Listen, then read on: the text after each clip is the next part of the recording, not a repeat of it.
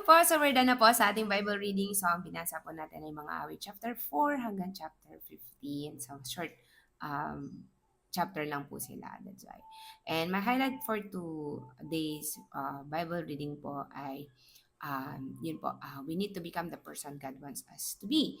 So dito po napansin ko from chapter 1 hanggang dito sa chapter 15, which is hindi pa po tapos, ay yung gusto ng Lord na maging character po natin. No, number one is kailangan po nating matutong sumunod no sa mga katotohanan at salita ng Diyos, mga utos ng Diyos.